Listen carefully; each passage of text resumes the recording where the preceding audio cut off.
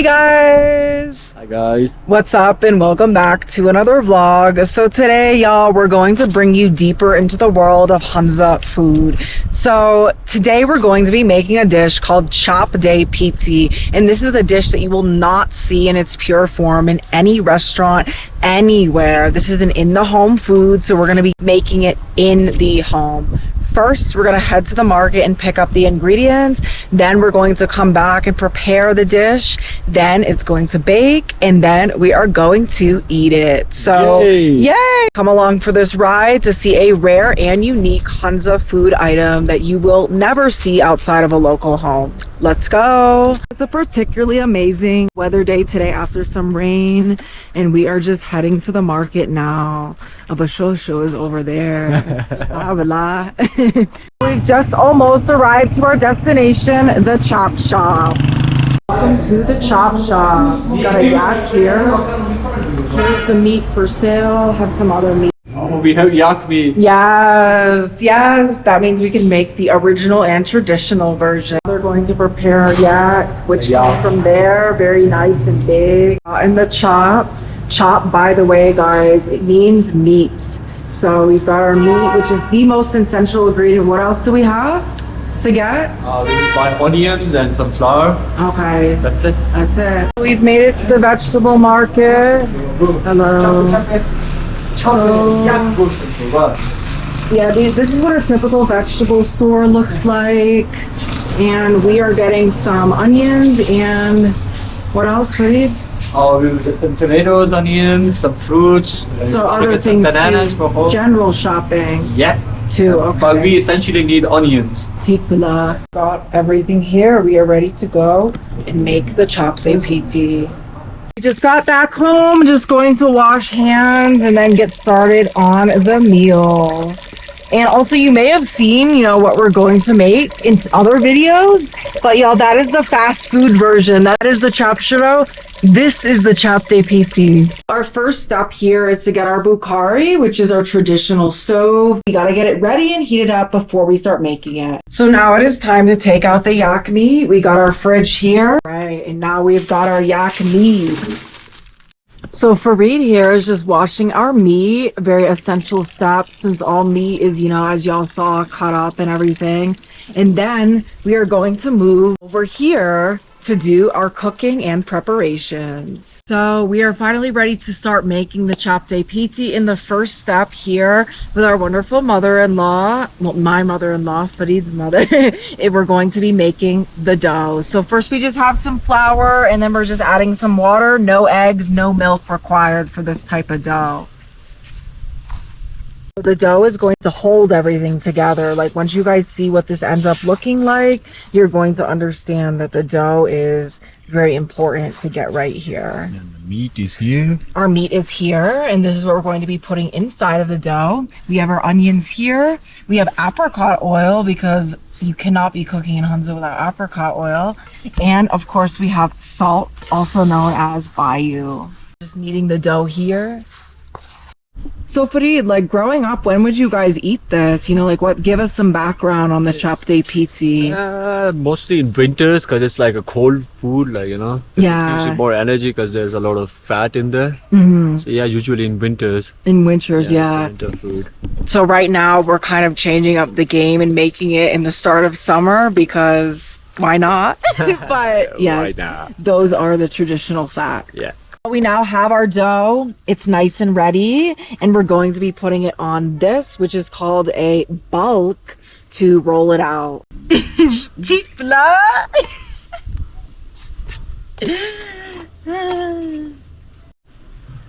So now we're getting started with the rolling out. We have our rolling pin.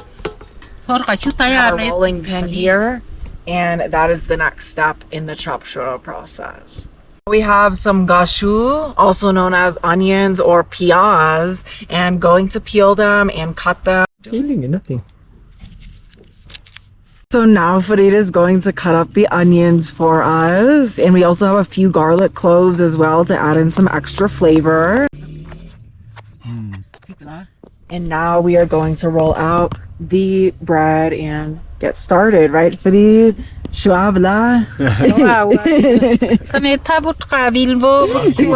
The next step is going to be to mix everything together in this bowl. She is doing some more kneading, so we're getting this part ready. But, you know, let's add the meat, okay? So we got all this yak meat putting into the bowl here. Okay. Okay, meat added. Next up, the gashu, the onions. Okay, so next up as extra special ingredient, guys, this is apricot oil, also known as honey dill in Brushaski, and it is the secret ingredient that is going to make this taste differently than, you know, other meat dishes will. So let's pour it in. Bas. Yeah, bas tikbala. And now we're going to add some bayu. Oh, we mix. It's real nice and real juicy in there. Oh.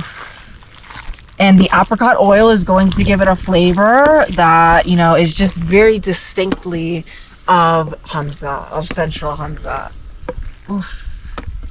Step, and this is one of the second to last step, is actually to roll out the dough as she is doing here right now. And we're going to kind of roll it out almost like a pizza. You guys are going to see that. Now we're going to take our mixture of chop and onions and everything else and put it on top of the pizza of the bread here like a pizza, but then we're gonna wrap it up. All right, so it is a thick helping of food here, guys. All right, scraping out the rest here. Sure.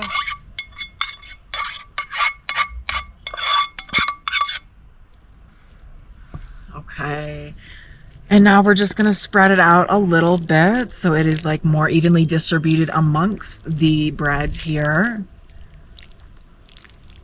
Right now we kind of look like a pizza, but this right here, our top layer, as she's putting on right here, we need experts to do this.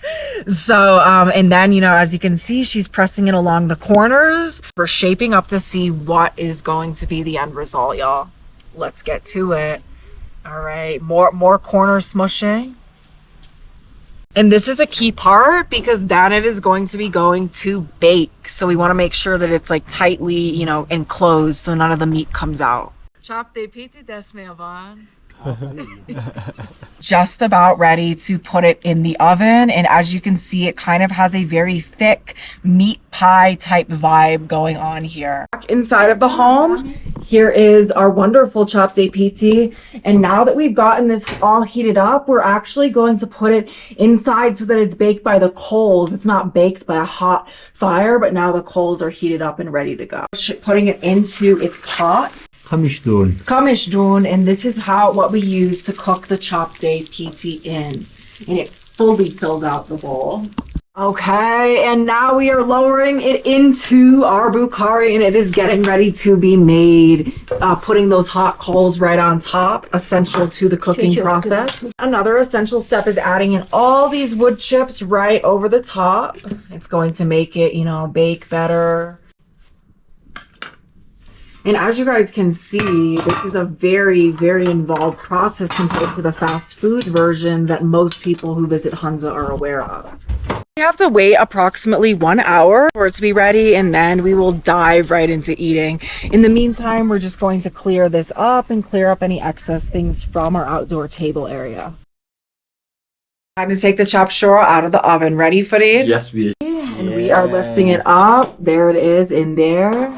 Okay. Yeah. All right. Oof.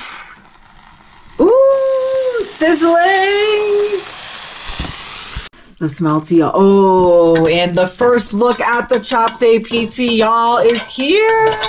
You could see it is perfectly browned on top, and it is ready to eat. Chap de pitti tia manimia. Yes. Yes. Right, so we've now brought it out here. Here is my father-in-law, and here is a guest. Une guik bala. Maniva is also joining us for the family style chap day pitti. We are all gathered around here together and we're all going to dive into the chap day pitti. And the thing about chap day pitti is it is a communal family style meal and everyone is just going to eat together and you're going to see the traditional way of eating this amazing dish. Now I'm just cutting out the top, guys, so you can see what is inside. Ready for it? Woo! Just going to take a piece of this bread and then I'm going to use this kind of like a chip and, you know, just dive right into this super juicy and delicious food. Okay. Ooh, okay. It's a little bit messy, but let me try it out.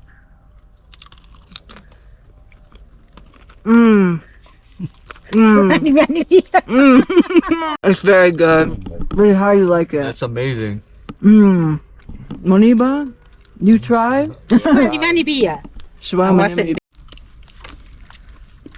So then you just start kind of pulling apart the sides and kind of get real into them. And so basically it's a real juicy flavor. Obviously there's no spices and you know, there's just a really juicy taste of meat, onions, and then we have a little bit of garlic and salt and it's just, it's like a meat pie, guys.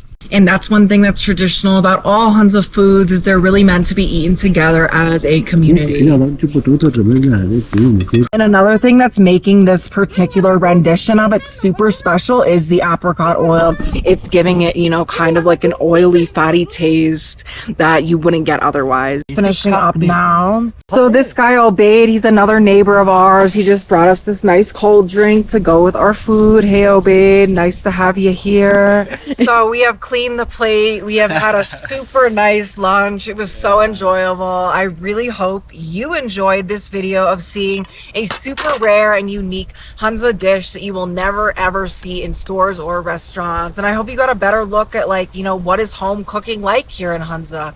So if you'd like to see more videos like this, please give me a like, give me a comment, subscribe, and do let me know what else you'd like to see us make some videos about. Thank you so much for tuning in. Bye. Bye, guys.